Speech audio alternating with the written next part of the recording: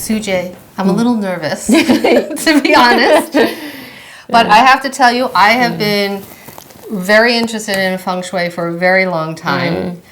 I don't really know how it works. I know that you're supposed to put certain objects in certain parts of your house. And so I'm a little bit nervous. I mean... There's nothing to be nervous about. I will not be telling you anything you do not know. There's nothing that will surprise you. If anything, I will be validating some of the things that you've been experiencing and feeling. Well, maybe that's going to be a huge relief. Yes. But before we kind of get into the house stuff, and this is my house that we're going to actually go over today, if you can kind of talk a little bit about the philosophy of Feng Shui, and what would you say is like the purpose of it? So Feng Shui is basically, at the end of the day, it's understanding how energy works in your space and because there's logic to everything. So if you can understand how energy operates, then you can actually kind of work with it. Feng Shui basically means wind and water. And it's basically, those are two things that bring in good luck. So Feng Shui is basically art of placing things so that you can bring different good lucks into your life. So would you say that any house, and it's actually any structure really, right? It could be your office, it could be your bedroom, it could be your house, it could be whatever you want to create better flow and better energy. I know that people do it for various reasons as well, right? Whether a business is to bring in more income and house to bring more harmony, or do people come to you with a certain objective? Like, I need to create more peace in my house, or I just feel like, or is it, health related in terms of how I'm feeling? Because you often talk about this harmony between not only the house structure itself, but it's also how I am, the person who's living in the house, is also kind of moving within that energy of the house. Yeah, because you are your home.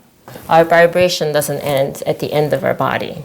It extends. So your home and you are in almost like a symbolic relationship. And oftentimes when I do these works and I investigate people's natal chart and its home's natal chart, because home is also a live entity. Any space is a live entity. It's born with its own personality and its own purpose, and every section have different functions and reason. So those are all things I look into. And at the end of the day, a lot of the clients who come to me, they're different people, but a lot of them come to me because they have an issue. And for me, my biggest intention is for people to understand that there's a reason why you are going through a certain thing. So it's my job to make you understand the why, the big picture, and then the soul contract that you have with your space, because it's not coincidence. It's an actual soul contract. You talk about this soul contract. What do you mean by soul contract with your house? So soul contract basically means that there's a reason why you are in your home, in your space. The home or any kind of space in general, basically I see them as a live entity, and basically it has its own free will. Like, it can reject few people, and some people, like, the space would actually invite. You often hear people like, "Oh, we never thought we'll be able to get that space in some miracle way. We got this house," and that's not coincidence. That's because the home actually was like, "I pick you." So it is a soul contract. And most people, when they actually decide on going to a space, they go in because of that intuition, whether or not they would call that intuition or anything else. It is an actual feeling, or something has to feel right for you to actually make that commitment. Because, I mean, buying a home or going into a space is a big commitment. Right, right. Well, it's interesting. So the house that we're currently living in, my parents actually bought 40 years ago this year. Yeah. So it's not a house that I grew up in. You know, they bought it my senior year in high school. I've had very ups and downs with this house in terms of my feelings towards it. My mother died in this house. Yeah. Which to me is a good thing, not a bad thing. I know some people feel like, you know, someone dying in the home means it's cursed or whatever. But for my mother, that was her biggest wish. And we were able to grant it to her. A lot of stuff has happened in this house. And we've renovated it numerous times as well over the last 40 years. And so that's why I'm also very curious in terms of what the house has to offer. You know, my husband lives there. My daughter, who's in college, of course, comes back there. My sister lives there. And then my cousins also live there. But I feel like all of our houses have always had this kind of commune feeling. Growing up, even the house prior was like that, you know. So I'm a little. It's really transformed over the years for sure, and it's finally starting to get at a place where I feel good about it. It's taken a long time to get there, but of course it's not perfect, and I know it still needs a lot of work. So that's why I'm here, and I would love to hear from you in terms of the insight that you've gained. You've never even been to this house. I've never been to your house. Which is crazy. I sent you the blueprint. Yeah. You sent me a blueprint, and then you sent me a birth information. Yeah. So you had to have birth dates of everybody who lived in the house, right? And time, right? And so why? Because not only do I look at the natal chart of the home, I also look at the natal chart of all the people who live there, because they all have their individual soul contract for being there. And you guys as a family, as a unit, also have a soul contract, as a soul cluster, working through the same thing with this home. Okay, so what does that all mean? Yeah, so let's get into it. Usually what I end up finding is I oftentimes would ask about, if I'm working on someone, like I often like to kind of, because I get into this investigative mode and I really love just like looking into things, I also like looking at their family's house, because believe it or not, family is all energetically linked. So what's interesting about your home is that you guys are all like energetically linked and also living in the same house. So that makes it even more interesting for me. Interesting or completely chaotic, I don't know. So let's get into your home first. Your home is a Waterhouse. So what does that mean? It means that the energy was entering from the south. Correct. Energy enters from the south, and it actually sits like at the end, where energy enters and it sits at the back of the house, which is the north. And north is related to water, so this makes a Waterhouse. So then, which is funny. So the north actually faces the Long Island Sound for us. Yeah. So and actually, before the trees grew in, you could actually see the water. That's I didn't know that. Actually, can you hear the water? No. Okay. It's too far, but you could definitely, you could see the Long Island Sound. Actually, so there's different like Feng Shui school, and what I do is classical Feng Shui. So basically, it's like mathematically studying, like doing a calculation. It's all math based. I do the calculations just to figure out like what the energy is in each space. But there's a form Feng Shui which actually looks at like, you know, the elements that are physically there. So ideally, we always want to have water where the energy is entering, and then we always want to have some kind of mountain where the energy sits, because the mountain is like an earth energy that gives stability and grounding, and that's always good for health and relationship So it's good for people, basically. So having water on the north side is not good.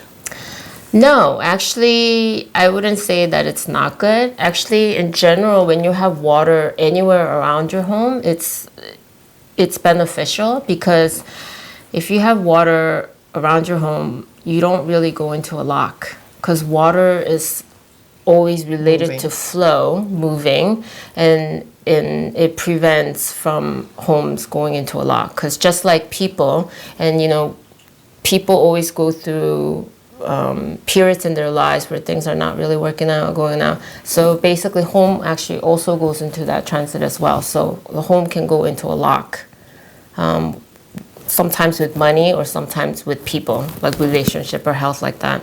And it always aligns with the actual person living there. So that's why I study the natal chart of the person.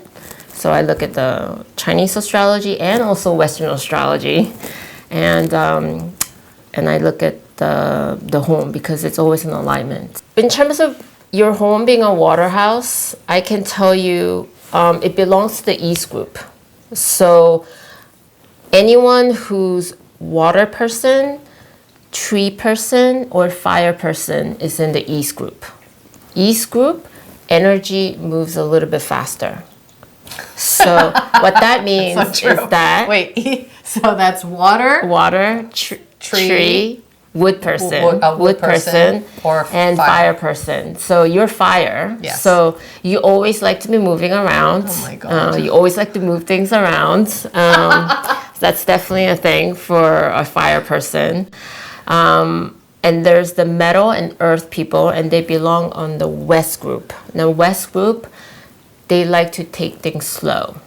It's just, that's how. And then I laugh because I'm seeing Paul as metal and I'm fire, and it's so true.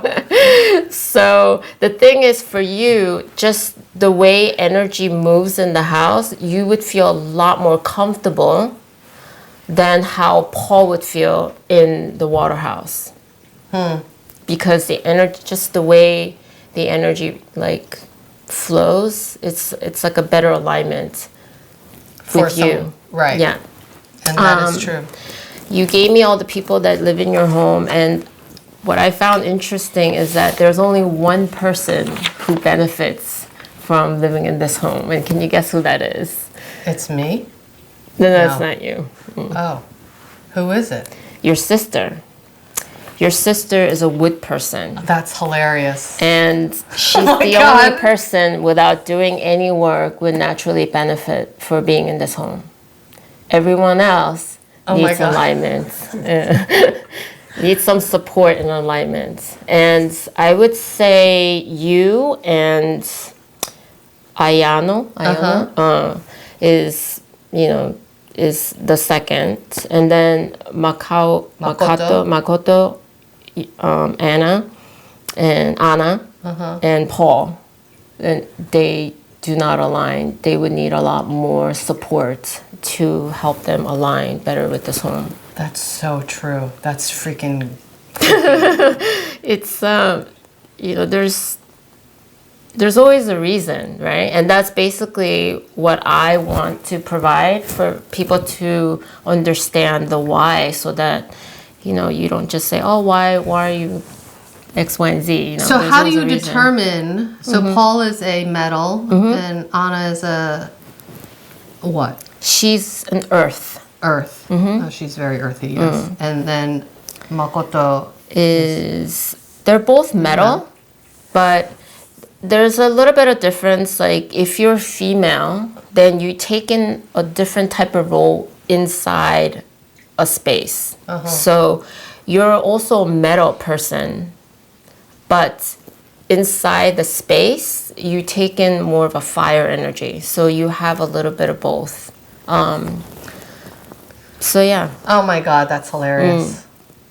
So because my sister is a tree person, and because of, what are the other reasons of why she would align so well with this home? Because this is a water house, right? This is a water house, and water creates what? More tree, more wood. So it's naturally supporting her. It's feeding her. Yeah. Oh, interesting. You're fire, So water and fire does not align. So you actually need more wood to help align with So this home. so are there things that people can do to make better alignment? Yes, definitely. So the people can make better alignment, which would make them feel more comfortable in the home, essentially. So there's a couple different things. You can actually, for instance, if you were living in this home by yourself, it would be a lot harder. Interesting enough, by having your sister live there, it creates a better alignment. It's like the house feeds your sister, and your sister kind of feeds you. And then you feed Anna if Anna was living there. And then Anna feeds Paul. So that would be like a very creative circle. And like, And when you say feed, what do you mean by feed? it's like supporting. So basically a person, let's say, so if you go into a home that supports you, like let's take your sister, right? So she went into a Waterhouse, so that's naturally supporting her. So I would probably guess by looking at the data that she probably went in this home and probably saw the benefit of being here right away. Versus someone like you, I would say you need a little bit more adjustment. True. And you would probably feel a little bit like uncomfortable. You would probably feel a lot more uncomfortable. And then you would probably have to do some work for you to actually try to like settle in. And then let's say a metal person like Paul's metal person. If Paul goes into this home, he would just naturally feel depleted. He's not going to feel good. So That's true. if he doesn't know that, then it's just a home that's going to really take toll on his energy level and maybe his wealth, lots of things. But then if he understands that, then what he can do is he can support the house. If you support the house so the house becomes balanced, then basically you are your home. So the home actually gives support back. So it really requires you to remedy the home first, to support the home first for that benefit to come back to you. So I would have to say that it would take some time for Paul, if he's willing to do the work, that he would actually see the benefit later on once the home is more in balance. But if you have all these different personalities, right? Most homes have different personalities living in it, right? So how do you create that balance for everybody, right? So if we start to balance it one way to accommodate Paul, does that mean we're depleting it for my sister? Like whatever, do you know what I mean? Does it start to, how do you create an overall balance? So basically, the way you support the home is every sections of the home, and this changes every year because the energy doesn't stay the same.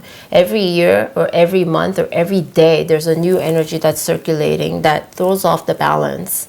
But we're not going to work on like every day. Right. That's too much. So we're going to work on remedying people's home like annually. Seeing it more in a big picture. And basically when you can remedy each space so that it's balanced and it's supported, basically everyone in the home, even if you're not a match, they will do better. And also there are different type of directions that you can face depending on what element you are. So for instance, let me see.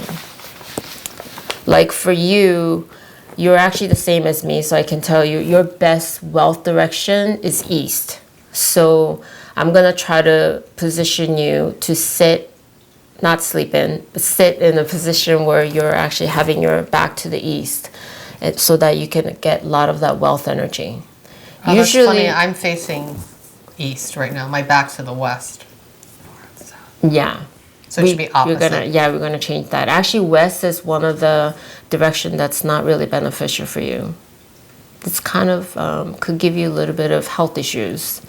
The one that I would actually want to put you in is more towards like north direction. So this is having your back to, or south direction. South direction would be good for your relationship. North would be good for your just overall general, like sleeping, development, long-term longevity things. So when you're saying facing, it means your back is facing that. Yeah, so the best direction, let's say if it's east, it's really having your back to.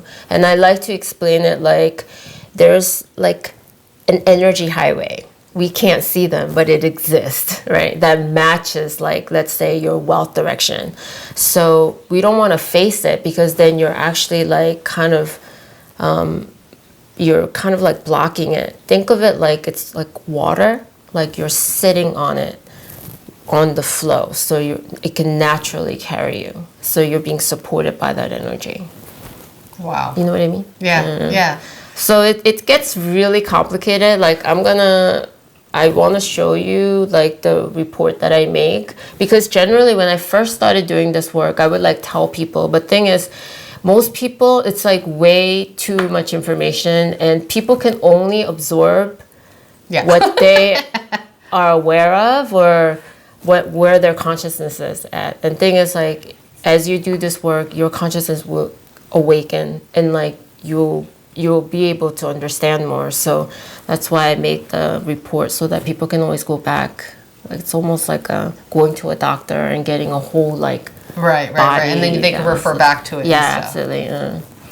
Wow. Very fascinating. So are there any kind of big things that kind of popped out to you where you're like, oh, like either things of concern or maybe things that work really well, or things, usually it's the problem areas. But. So actually I want to get into your natal chart first. I usually like to kind of tell people what journey they're on, and then I try to link it to your home. So I do astrology system called 9-star key. It's actually Japanese astrology. And actually it was brought to Western by Yoko Ono and John Lennon. Yeah. Wow, you were so young. You're like, I know. Whoops. You know Yoko Ono before you know John Lennon.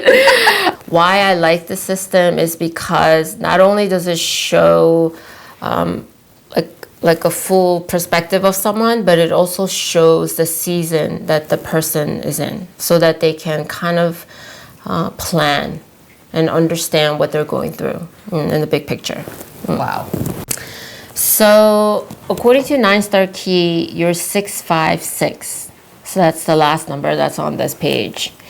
And the first number is like a body that you chose in this lifetime. And so is this like numbers 1 through 10 type of thing, or is this 1 through 9? 1 through 9. Oh, that's why 9's. Yeah, 1 through 9. And then the middle number is the soul that came into your body. So I like to call this like inner child energy, and it's kind of the gift that you come to this lifetime with. And this is almost like the character you're in until you're about 18 years old. And about 18 years old, you merge more into the body that you chose. But you always go back to your middle number whenever you're under stress. So this is how I kind of understand, like when someone has an issue, like I understand why, because you always refer to the middle child number.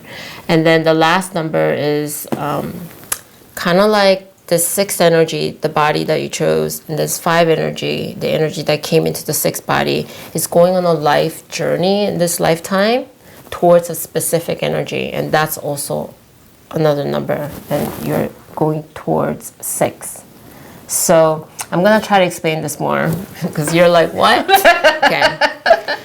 The body that you chose is 6, which is a hard metal energy. And then the life that you are actually going to be more of in this lifetime is 6. So you're very much of a hard metal energy.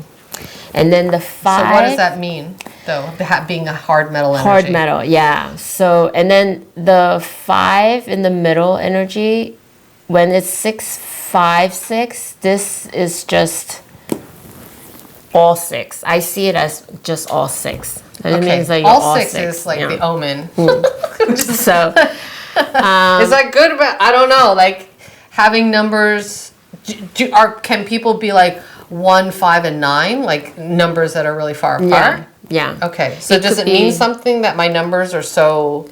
Yeah, it means that you are very much the metal energy, hard metal energy. And hard metal energy is basically someone who's very straightforward, who's very direct, greatest potential for a leader. And especially 5 being the inner child number that you came up with. 5 is an earth energy. And 5 is like someone who has so much dependability. So anytime when anything goes wrong in your family, I bet you everyone comes to you. Everyone comes to you and depend on you to make the decision. So 5 is that number that actually sits in that middle, like grounding energy. So 6 is the leader energy. It's very logical, very high moral. The only bad side of 6 I'm sure there's more than one, but okay. That it can be way too critical. It's a perfectionist, so it gets very self-critical, and you are your worst enemy because you are your own like worst critic. And I'm also 6, so I understand it perfectly. Okay, thank you. Yeah, so wow. Yeah, 6. But 6, generally when you have 6 in your chart, they're the people who understand like beauty. They are generally really good at putting things together, making your home really like organized and clean and nice, and that's just what comes with 6. Something I love to do. Yes. So I'm gonna look at Paul's number now. So he is 6 energy in the center. That came into a 7. So they're both metal, actually. He's all metal. But basically, the body that he chose is a soft metal. And soft metal is a little bit different in that they're very charming. They're very charismatic. Everyone loves them. They're the greatest host. They can go and chat with anyone. Everyone, and he has an ability to make everyone feel so comfortable, and they make a great host. They're actually the new type of leader because 6 energy is kind of like they make the decision for everyone. You know, they basically look at everyone and, you know, maybe they might not be making everyone happy, but they make the best decision for everyone. It's like that king energy. Versus, it's like being a diplomat. Yeah, absolutely. 7 energy is also like this leader energy as well because it's metal. But it's like being super empathetic, will listen to your problems, be very sensitive to you, and will try its best to balance out everyone and make this decision from there. So we're kind of going from this like super masculine, you know, way of living to more divine feminine, I would say. And so 7 is more closer to the divine feminine energy. But he's definitely who he is in the inside is also 6. So whenever he's under stress, he's also very self-critical of himself, and he can become very anxious. That's one of the issues that 6 metal people have. They deal with a lot of anxiety when they're under stress. So both of you guys actually is the same. When you guys are under stress, you guys go to the same place, a place of anxiety. Which is good, and actually that's probably not so good. Yeah, but you guys are pretty similar, and the life that you guys are going towards together is also going on the same path of like becoming more the leader, taking in a role of a leader for people. And so even though you guys seem different, I would say that you guys are very similar. I would say Paul's a little bit more like he just appears to be a little bit more Easygoing. Easygoing, exactly. Appears to be easygoing, but he is very critical of himself, right? Wow, that's crazy. Yeah. So, okay, so the reason I look at this, like I said, I look at the season, and the season that Paul's in, he's in 9. So he's actually at the end of his cycle. Because remember I told you that there is 1 through 9, and 9 is the last chapter. So, whatever journey that he started 9 years ago, this is the year that he's wrapping it up. And for you, so 1 through 9, meaning every year is a number, like yes. So each cycle is every 9 years. Every 9 years, yeah. Okay. So for you, you're actually in your 8th year. How do you even determine that? It's through your the first number. So currently, I just add +2. Oh, so That's another system that gets very complicated. So I'm just gonna make it very easy and just say currently, this year everyone would add 2. So last year was 7th year for you, and you're actually going on the same cycle as me because I'm the same 6. So 7th year last year was a very it was like harvest time. There was a lot going on, and it was more like an autumn time for you. And then in 8th year, this is the year of transformation for both you and I. Yes. Transformation in a good way. Well, I always feel like transformation transitions, while I think a lot of people think they're scary, I think that they're essential. Yeah. And it's the only way to grow, I feel like, is to have these transitions, right? And the transformation is happening because 9th year, which is next year, is supposed to be at its climax. Like that's when everything happens. And everything happens of everything that you've been working towards the last 9 years. And what that is whatever intention you had planted 9 years ago. So right now we're actually on a cycle, like building up to that. So next year is when everything comes to a surface. So it's going to be like that sun energy where everything is going to be realized. So this is the year. So that could be good or bad. It's just it's good. I say it's good. It's actually, it should be the best. Wow. But this is like more general because it definitely, obviously not everyone is going to have like the best time in their 9th year because there's definitely a lot of different layers, but it's the cycle that it keeps going. It's like and then at the end of 9th year you go into the first year, and first year is like December energy and 3 o'clock energy where you kind of need to go inward again, and you need to like heal, nurture, and like work on your intuition again and your intention. So is this supposed to mean then, Paul, if he's in his 9th year, this is supposed to be a big year for him? Yeah, this is a big year for him. Whatever he makes of it. Last year must have been a little difficult time for him. There must have been some form of transformation that happened for him last year. Yes. And the year before that was probably better for him. Last 2 years before that was probably better for him. But 9th year is when whatever intention that he had planted is probably coming. All of our journey, regardless of you like it or you don't like it, that's our opinion, but it's taking us on the journey of everything that we had wanted. Our intention is what drives our journey. So whether or not he realized his thing is coming into fruition in maybe not the way we expect, but it's definitely coming to fruition. Wow. So that's basically what's happening. So this is like kind of a important year for him. Because this is the 9th year. Because come next year, it's like he needs to start all over again.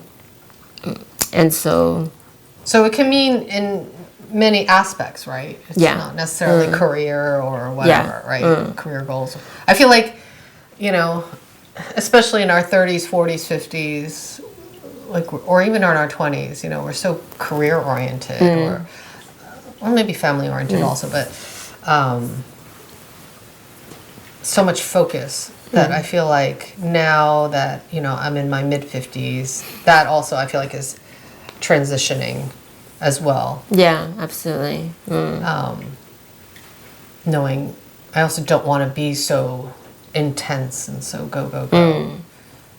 Like you're, not next year, but the following year, you are planting a whole new seed. So, we want to be really intentional about our first year. Most people find first year really boring, and, in a time where we're all about go, go, go, go, go, a lot of people come see me in their first year. They're like, last year was amazing, and then this year is like nothing's happening. And it's like, there's time for that. There's a reason why we need to rest.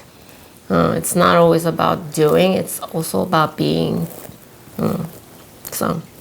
Yeah. So let's talk about your home. Your home was born with the nature of 2-1.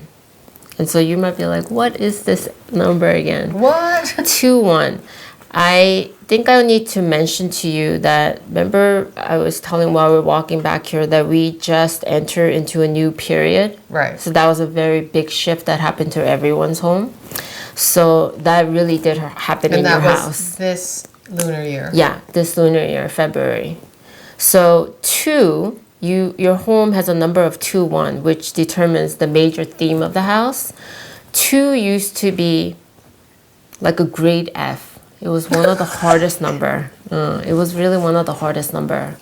But as of February this year, it actually became like B+. That's a big shift that happened. Wow. Yeah. So a lot of people who have 2 in their nature of their home, if 2 is the energy that the home was born with, then they're the people who are probably going through a lot of shift. Because just like home, the person's probably going through a lot of shift too, and in a very positive way.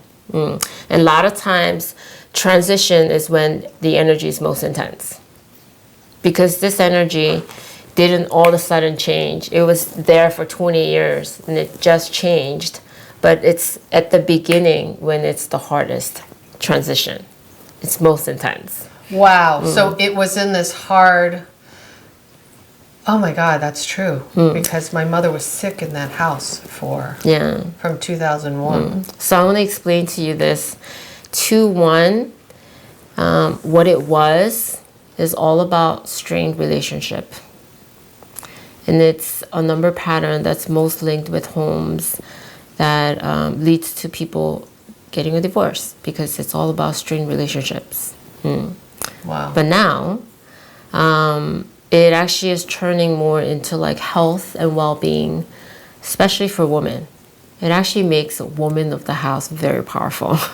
Nice. It empowers everyone else. So that's basically what it is, 2-1. So now we've transitioned into a place where, which is funny, like, so the relationships are less strained just suddenly because of the energy of the house. I mean, and funny enough, that's kind of true. So I want to tell you one more thing. Last year, right, is when the transition was happening. It was at the last tail end of that energy. So whatever energy needs to be processed, because energy doesn't disappear, it needed to be processed right all at the end, right? So, and it also had the annual number of 214. So I was actually telling Jeffrey, like, if you didn't, if you guys made it last year, you guys are more than okay. Last year was probably the hardest. And especially because 214 also leads to a lot of like just other people being problem with just, people, relationship being a problem, but even other people being involved being problem. It's actually it's a number pattern that's actually has a name called Lover's Triangle. So it means that there's a lot of just unnecessary people that just creates more drama. Wow. Yeah. 214. Oh my gosh. Yeah. And then Okay, now I know why you were like, yeah, and then I look at all the different sections, the number patterns of all the different sections, and it's like the quarrel energy and argument energy, miscommunication energy is like at its highest.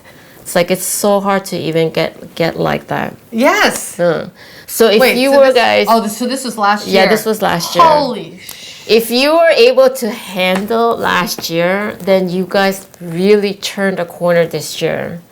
So I feel very hopeful that you guys will be okay, especially because now I will be able to validate and I'll be able to balance out all these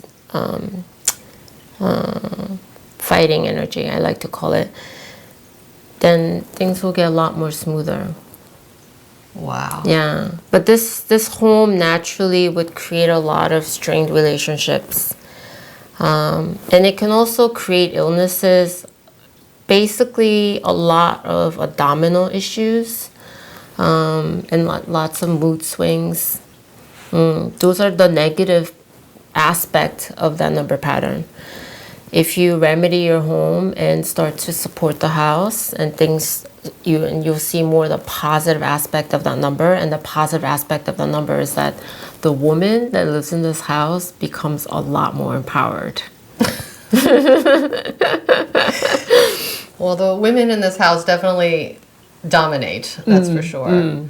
Okay, so let's talk about the purpose of the home. So 2-1 energy, which is your center home energy, basically is going on a journey on its lifetime too, just like us. So your home is actually going on a path towards 8. So 8, basically your home is ruled by the planet Saturn. So you're probably like, what does that mean? It means that this home, 8 in Chinese culture is all about abundance. Yeah, it's a great number. Yeah, it's a great number. So does every home have a purpose of 8? No. Oh. They all have a different, like this home has 2. So it's ruled by the planet, not planet, it's ruled by moon's energy. And it's really good for people to actually restart their lives, to grow their stability, and to Like you guys. yeah, make family. And so it's good for relationship. So 2 is a really good home number actually. 6 is another really good number because it's ruled by planet Venus. So it brings a lot of love and harmony and peace. 8 is all about money. All right, bring it. Where is it? So the thing is, Wow. most people be like, well, yeah, then that means that I probably should have a lot of money. But thing is, what happens is when people go into a house that's 8, they think about money all the time. So, of course, if they're thinking about money all the time, then that means, to me, it tells me that they are meant to work through their relationship with money and to heal that part of money. And eventually, the end result is that you become abundant. In But other ways as well, like other fully. ways as well, and also money. So, Wow. but if you don't understand that and do that inner work, 8 can be a home where people are constantly going through issues with money. So it's like a double sword. That's so fascinating. Yeah. I would imagine that everyone who lives in your home at this time have money in their mind. Yes, I think that's crazy. That's probably the big. But what's interesting is that your home is all about relationship and repairing its relationship with, it's all about relationship, right? Creating harmony with relationships. So when I see that the purpose is 8, what I kind of come up with is it's all about creating that harmony through relationship that will become key to your wealth. Like, I've done so many of these readings. I've seen so many of this, and you know, when I see this, I know that the actual wealth in your case is really the family, and it's really important for all of you guys to come to understanding of that and to come to a harmonized, come into harmony with one another. And once that happens, that's when the wealth will come through. Wow. Yeah. Which makes complete sense, right? Yeah. It's very hard to create when you're in an energy of conflict and it's once you guys start to work together, that's truly when you guys will see the benefit of this home, which is really going towards like abundance. Do you ever get into like a home and start doing like Feng Shui and be like, you shouldn't be living here? No, because it's a soul contract. So a lot of times when I do this, like there are a few people like, I want to move, and I'm like, well, you're probably gonna attract the same type of home, because that's the case. So interesting. The way I've been working with my clients, it's like I work with them in their current home and remedy their space in their current house, and then start looking for new homes, and then that's when the good homes come by. Very cool. So we're gonna talk a little bit more about your home and different aspects that you have, and depending on your floor plan, which I asked you to send me. So this, which I divided into 9 different squares, is one energy flow. This is one entity. This is another entity, which the garage is not showing, but this is garage. This is one entity. And then this connecting part that you guys are using as an entry is actually a separate entity. So there's 3 different entities in this home. So what made you divide it into 3 different entities? For one, because this was put on separately, right? This, when the roof was put on, This is one roof. One roof. This is one roof. This is one roof. Right. That's why it's 3 different But how do you entities. know that? Well, the thing was, I was looking at your home. Oh, so you could see it. I can see it. Oh, okay. So when I look at people's floor plan, I see it as a live entity, like almost like a person. So an area that extends out is almost like a plus. It's like almost like getting an extra of something. It's like a potential, more of a potential of something. And then when you have an area that gets cut off like this, then it means that it's a missing part, and it's something that it's weakened. Naturally, when the energy circulates, it needs to go all through the edges. But here, when it rotates, because it's extended, it gets more of that area. And then over here, it gets cut off, so it's shortened. So this area is a little bit weak. And this area is southeast. And southeast is all about wealth and abundance. So just looking at this floor plan, I would say that this home has a little weakness that can be supported for wealth. And then the part that gets extended is the northeast, which is all about like self-cultivation and wisdom. So being in this home, people would Have a lot of wisdom. have a little wisdom. It's true. Really? People, they would get a lot more quiet time, or like just an opportunity to kind of like cultivate that part. And then another thing that I look at is just like looking at the floor plan and seeing what are some of the issues that exist in the home. And number one thing that is not really ideal for a house to have is to have a bathroom in the center. So originally when the home was like this, it didn't really have a bathroom in the middle. I don't know what the upstairs looks like. Well, this bathroom used to extend all the way to here. It used to have a bathtub, but now it's a half bath. Well, it still doesn't matter. It's actually, as a circle, the way the home is at this time. The bathroom is in the middle. And if you think about what bathroom is where the energy actually leaves. Like we wash ourselves, we clean ourselves, we flush our toilet. Like it's constant depleting energy. So to have it in the center where, center is like a spine. Like, spine for a person is like a center for a home. So the center needs to be still. It needs to be very still and very healthy. But if you have bathroom where it's constant, it's like, so it needs, and there's, don't give me that face, because I'm like, oh everything no, about, we could have changed that. yeah, everything about Feng Shui work has a remedy. So there's something to do. I'm just letting you know what are some of the issues. And also another thing that I'd be concerned is about having a staircase in the center too. And if you think about what staircase is, it's people going up and down, energy going up and down, and we don't want that either. We want the center to be still. So those are two issues that I see with the center. And usually these will affect more of your health. So I would definitely work on that. And then the fast chi at the main door. I know you guys don't use this main door at the moment. Which is so funny because this has a broken doorknob. Yeah. I didn't tell you that. You did in the video.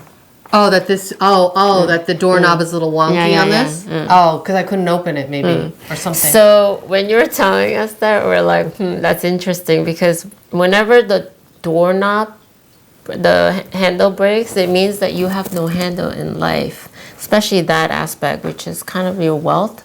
So people must be feeling kind of like you guys don't really have like a handle on your wealth at the moment. Interesting. It's just not having control over, if you think about what doorknob is, it's being able to control, like, especially the flow. And then if you can't open it, then that tells a story. Everything is symbolic, very symbolic. Oh my God. Oh my God. But anyway, the main door, which is glass, and we don't really love glass in Feng Shui because glass door has tendency to break and is too weak. Because door we want to be like solid. And a lot of times when you have too much glass and for the door, like our house too, it's like everything's glass door. Yeah. And I try so hard to like try to put things on it, and it has tendency to break and it creates a lot of relationship issues. Wow, we have a lot of glass in this house. Yeah, we can work on that. And I see that there's a poison arrow by the staircase. I loved your staircase, by the way, but one of the issue with one of those floating staircases is that those sharp edges create a lot of, it just pierces through like energies, protruding energy. And not to say that that's bad in every situation, but when you have a home that is already dealing with a lot of relationship issues, it just creates more edgy feeling. People are just a little bit more edgy. So it can create, you can like soften that with like plants. Plants are probably the best way to remedy that area. And then there's another thing that I saw that I thought we should remedy is like your back door being straight down to your basement. It's not ideal to have door and another door. That's just like whatever comes in is already asking to be like out. And just even though you have the door closed, door just means an entryway for an energy. So it already has that energy. It's a pathway. So when you have a door to door, it's not most ideal. But then when you have a staircase, after that door, basically like staircase basically would just bring the energy down, straight down. Oh. So it's not ideal for health or more towards wealth, actually. But Wow. there's also a remedy for that, so it's So nothing to be worried you about. pointed out 5 big things. Yeah. Is that normal in a house? I mean, do you find, is that average? Most people who come to me, they come to me because they have issues. So yes, this is pretty common. There's no perfect house. If you went into a perfect home, I kind of see it as like there's no work to be done. And so for me, it's like, that means it's time for you to go. Because we come here as an earth school to learn. Right. So if there's no work to be done, then it's time to go. Right. Right. And is there really any such thing as a perfect anything? No, there's absolutely no perfect home. There are homes, obviously, like even if it's the same home, if you match with your home or you're naturally supported by your home, you're not going to feel all the negative things. Versus if you're not matched to the home, then you'll really feel everything. So it's one of those times that you are meant to do work here. You're called to do more work here. Okay, then let's do the work. So I think I kind of want to show you. So he has 1-bedroom apartment. So this will be how to remedy the house type. So the house type, basically all homes, there are 4 different house types. House that was born with everything. It's just good for everything. It's called Wangshui. It's one of those houses that, it's so good that you probably give it to your kids. And a lot of times when I look at Wangshui homes, like people live there for like years. Right. They don't move out. Yeah. And there's another type called double facing, which is your home. Basically has money, but it needs support for people. It doesn't have enough earth energy. So it takes, there will be a lot more problem in terms of relationship and health. So definitely this is one thing that I recommend that people remedy ASAP. Inside the home, that's another thing, but to support the house from the outside so that the house feels supported with the mountain energy and also with the earth energy, water energy is important because it has a direct effect to you. Right, right. So how do we do that? So the way you do that is, so let me kind of explain to you, I'll try to explain to you why you have a double facing. When the house is born, there's 2 different energy that needs to come together. It's kind of like a sperm and an egg, yin and a yang energy. It's the water energy and earth energy that needs to come. That creates a home entity. Ideally, we want the water energy, which is all about flow, which deals with more money energy, needs to be in the front where the energy enters, which will be the south, which you did. Your home has the water energy energetically in the front, in the south area, which is great. But No, it's actually in the north area. you're Or are you talking about water energy? Not water energy. Water Okay. energy. Energetically. Not actual water. Not actual water. It helps if the water was actually in the south area. But the earth energy needs to be at the back where it sits. And that gives stability and grounding, which is good for like relationship with people and also their health. But your home was born with both earth and water energy in the front. So there's nothing in the back. So we want to actually support the earth energy, because once the house is born, you can't really move this energy that's in the wrong location to another. You can't do that. The way you can support this earth energy is actually giving more earth to where it's located. So what that means is that we need to bring more rock or ceramic planter, whatever like earth energy that can ground your space, ground your home to the front. in the south area. And it's so specific, and I give people exact location of a degree where it needs to be. Oh, wow. For this home, it needs water. So the water needs to go exactly here, in between there. Yeah. And this gets calculated even to a tilt of the north magnitude that happens with the earth. So it's very, very specific. Wow. Yeah. And so when you say water, you're talking about like putting a little fountain or... Yeah, for him is. Yeah. For you, for your home, you need earth energy. So rock, pagoda.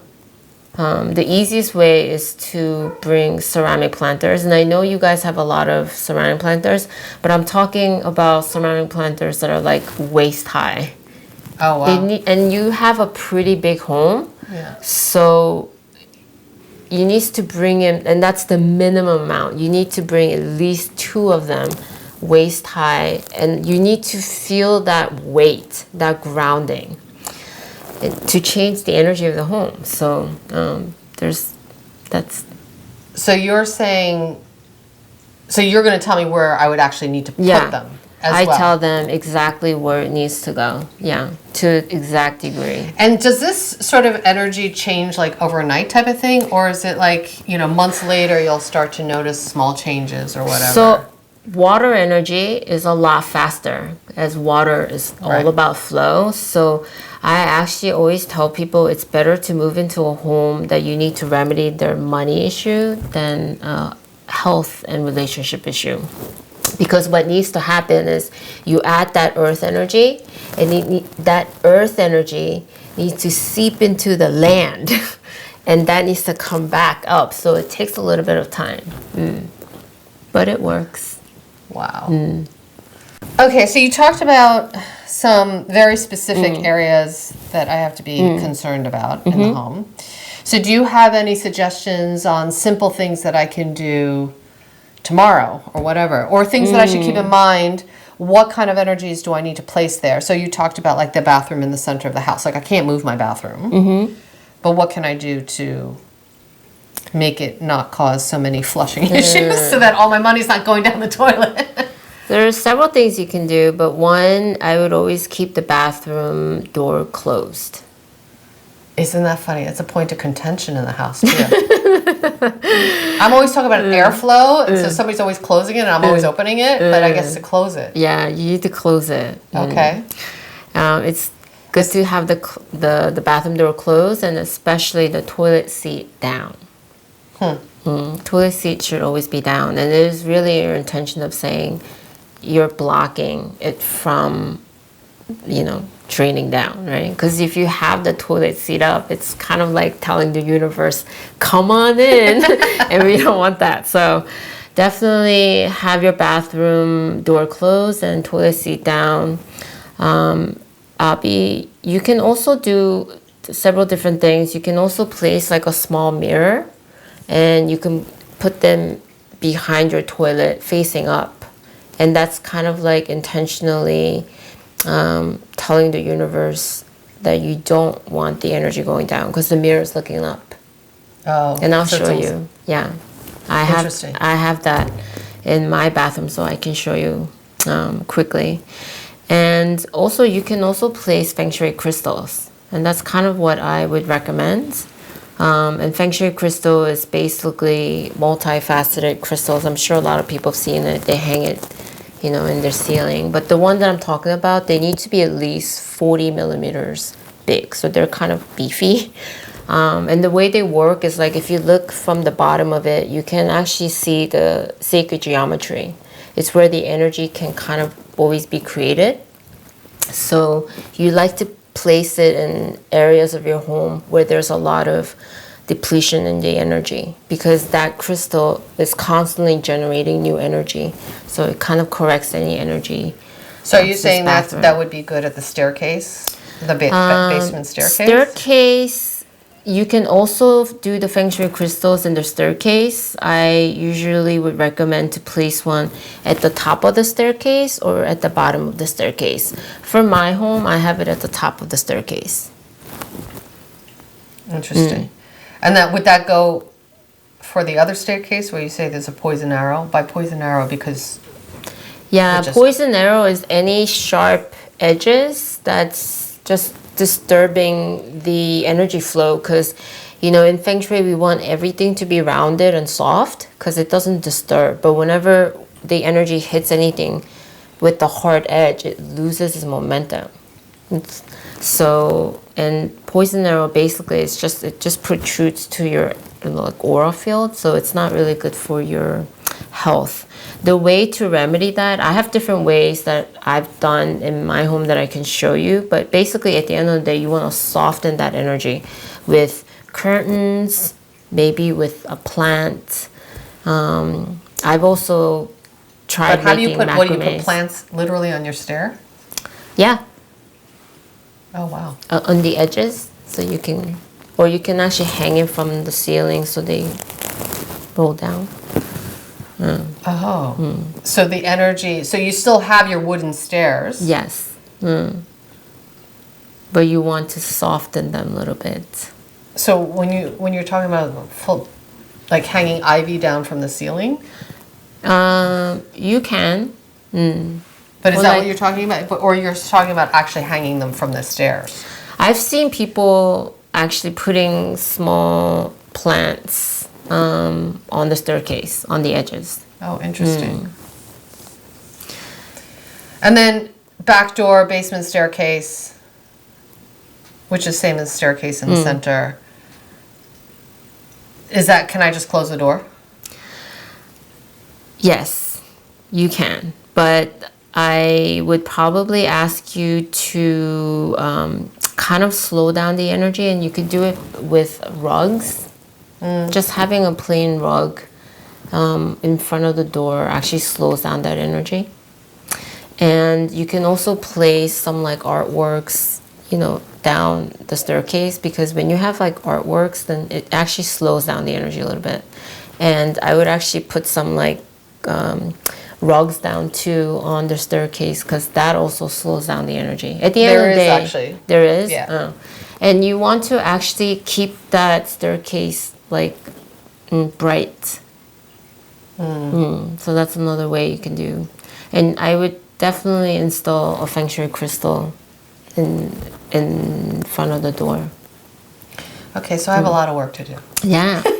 But these are all fun things. I always like to say the Feng Shui is not going to work, even though it does correct the energy. It's not going to work if you are dreading that work. It's all about creating beauty through your space and really loving the work that you did. Because when you can bring that like happiness, joy, and beauty through your space, you're really like raising the vibration. And when you feel good, that's also doing another the good things.